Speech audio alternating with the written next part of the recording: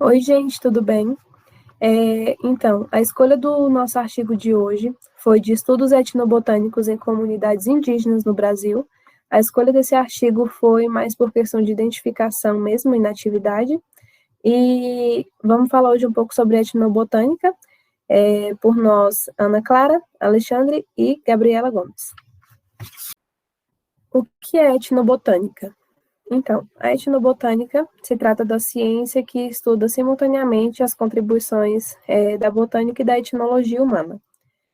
No linguajar popular, a gente pode dizer que é a utilização das plantas por povos tradicionais, a utilização e o manejo. E, no nosso caso, não os povos tradicionais somente, mas também os indígenas. Introdução ao tema. Então, as plantas são usadas tradicionalmente por várias comunidades indígenas brasileiras e ela tem um potencial medicinal, principalmente medicinal em relação ao artigo, mas também alimentício e de outros modos. Ela gera conhecimento sobre seu uso, que é o que a gente já tinha comentado, sobre o saber tradicional, que é algo que vem da ancestralidade, e a etnobotânica é a ciência que visa resgatar esse conhecimento, que é o que passa de geração para geração. Diante disso, esse trabalho tem o objetivo de discutir os dados de estudos etnobotânicos realizados aqui no Brasil, com comunidades indígenas, principalmente, esse é o enfoque do trabalho, mas também com outras comunidades de saberes tradicionais. A gente separou alguns tópicos por subjetivação, algumas coisas mais essenciais que estavam presentes no artigo. E o primeiro tópico é sobre o uso das plantas medicinais como forma de prevenção à saúde.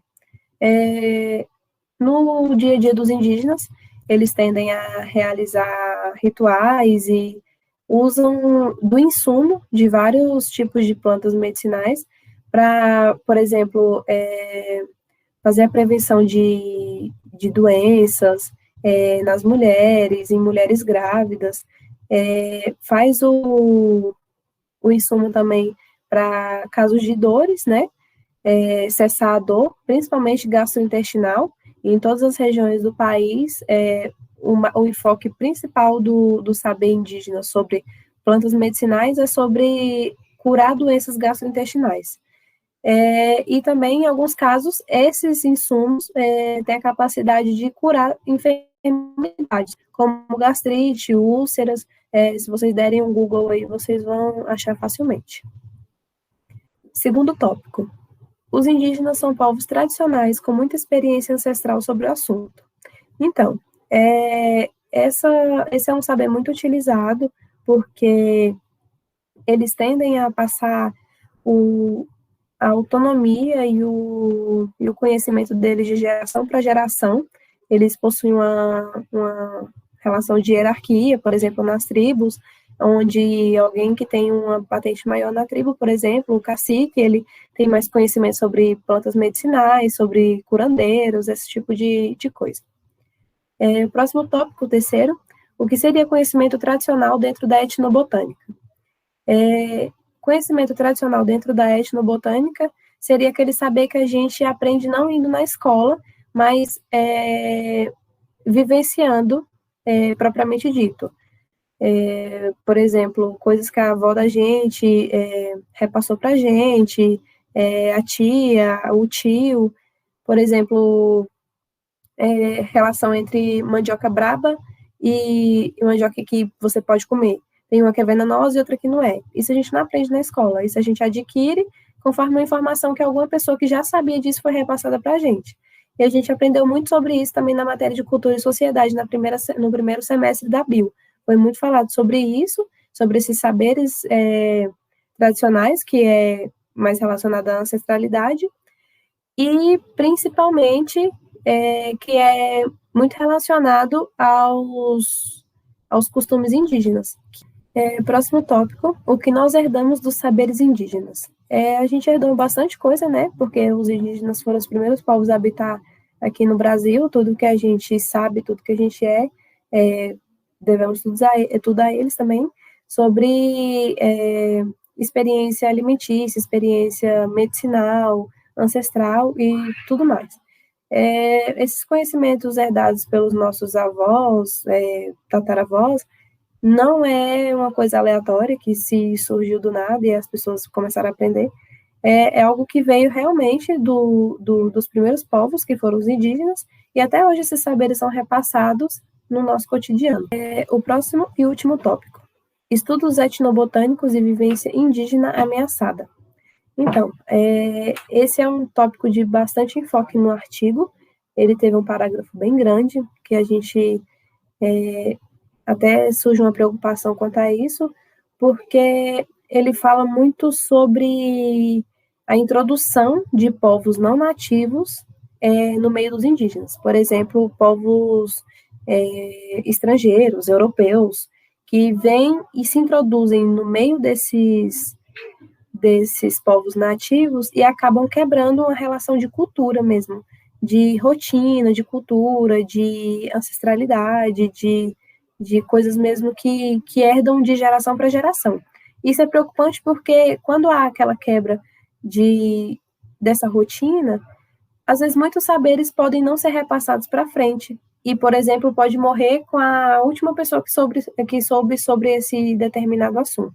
Então, esse é um tópico de bastante discussão no artigo, e vamos passar para a próxima fase da nossa apresentação. Bom, galera, eu vou abordar com vocês materiais e métodos. O método utilizado pelos autores foi baseado através de pesquisas bibliográficas referentes a estudos sobre etnobotânicas em comunidades indígenas. Foram utilizadas ferramentas acadêmicas para pesquisa, como o Google Acadêmico, a PubMed, que é a Biblioteca Nacional dos Estados Unidos, e a CAPES, que é a Coordenação de Aperfeiçoamento de Pessoal de Nível Superior, que é uma fundação vinculada ao Ministério da Educação, que tem por finalidade a extensão de pós-graduação. Os estudos selecionados nesse artigo são de foco em plantas medicinais e foram selecionados estudos aprovados e publicados até o ano de 2015. Então, gente, hoje a gente vai falar sobre os resultados e as discussões sobre esses resultados. E como a Gabi disse no anterior, que o foco mesmo do artigo é a população indígena nos usos medicinais, das plantas medicinais, né? E, assim, como a gente tá falando sobre as indígenas, o censo de 2010, a população indígena, eles ocupam todo o território brasileiro, né? Sempre são em cada estado, né? São de quantidade. E ao total são 817.963. Isso todos são a população indígena aqui no Brasil, no território brasileiro. Não teve, assim, estudos encontrados, assim, relacionados ao artigo, ao tema do artigo, não foram encontrados nos estados, como Goiás, Piauí, Rio de Janeiro, São Paulo, entre outros. A ideia aqui todinha da nossa discussão é o quê? Se os indígenas, eles têm, se eles têm os conhecimentos realmente das plantas medicinais e se agem de acordo com o que eles falam, né? Igual a Gabi falou, são chás, remédios, entre outros, são medicamentos que possam melhorar aquele sintoma, como dor no estômago, dor de cabeça, febre, entre outros. E também saber como elas agem, identificar, né, se aquilo é uma planta medicinal ou não. E também como elas agem em cada doença e como eles usam. As formas de doenças, né? Tipo assim, cada doença é uma forma diferente para fazer aquele medicamento, aquela planta medicinal, se ela realmente vai ser medicinal no sintoma que o indivíduo está sentindo. E também identificar quais doenças são mais tratadas e também quais também são as plantas que são mais tratadas na hora ali do que o indivíduo está se queixando de alguma dor. E as doenças mais tratadas na comunidade indígenas são envolvidas no sistema digestório e respiratório. Aqui, vocês podem ver no gráfico que cada cozinha, apresenta um sistema, um aparelho. E também tem também as doenças de parasitas, né? Que a gente sabe que pode que é infecciosa e tudo mais, dá aqueles sintomas. E no gráfico mostra cada cor vai sinalizar, como está aqui embaixo, um aparelho, um sistema ou uns sintomas, ou até mesmo agentes infecciosos, né? Que a gente vai ter ali na hora que vai desenvolver os sintomas para você saber realmente o que você tem, se tem um agente infeccioso ali ou não. Cada sintoma é uma coisa, pode ser a mesma coisa ou pode ser também diferente, tá? E nós vemos aqui, né, que cada região tem os seus locais, os seus locais mais envolvidos ali na hora da doença ou algo do tipo. Então, assim, o que o tema mesmo escolheu foi na prevenção também dos homens brancos, né? Se interagir ali para ver se tem alguma prevenção ou algo do tipo, se pode dificultar a comunidade ele indígena. E dizem que não, é tranquilo, isso não interfere em nada. Isso todo em geral é o quê? Como que vai ser a ação daquelas plantas medicinais na comunidade indígena de cada região, não importa qual. Praticamente é a mesma. É isso que eu só falo para vocês. Vou passar agora de novo a voz para o Alexandre. Chegamos na parte das considerações finais. Este trabalho contempla muitas informações importantes a respeito de plantas medicinais e a sua utilização.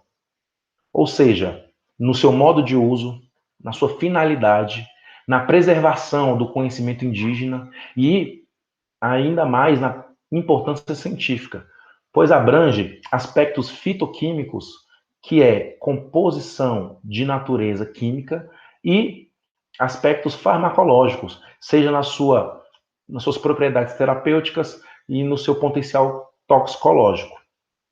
Ao lado do slide está o mapa do Brasil. Por quê? Regiões de destaque em estudos etnobotânicos são o Nordeste e o Sul. Por quê? Se deve pela existência de muitos grupos habilitados para realizar pesquisas nessas áreas. E outros 13 estados, mais o Distrito Federal, não contemplam nenhum estudo científico a respeito dessa temática.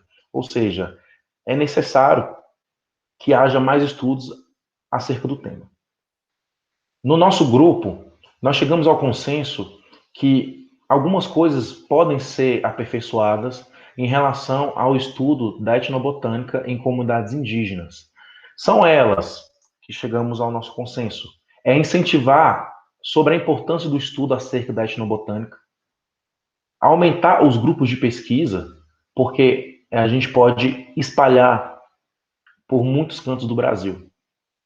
Buscar incentivos financeiros para a realização desses estudos, seja em âmbito federal, estadual ou até mesmo municipal. E buscar a redução da burocracia para a realização das pesquisas. Contudo, seguir as orientações protocolares para o ingresso. O porquê dessa desburocratização? Esse site é da FUNAI. E nele está contido as orientações para a realização de estudos em terras indígenas. Se você visitar esse site, você vai ver o quanto é burocrático, o quanto é dificultoso realizar estudos deste porte.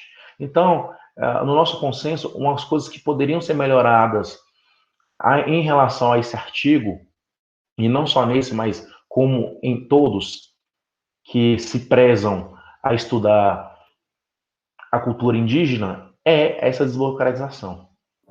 Bom, gente, a nossa apresentação foi essa. Se vocês tiverem alguma dúvida, manda mensagem lá no fórum de discussões sobre os artigos, ou então no nosso e-mail que a gente vai deixar na descrição do vídeo. Beijo!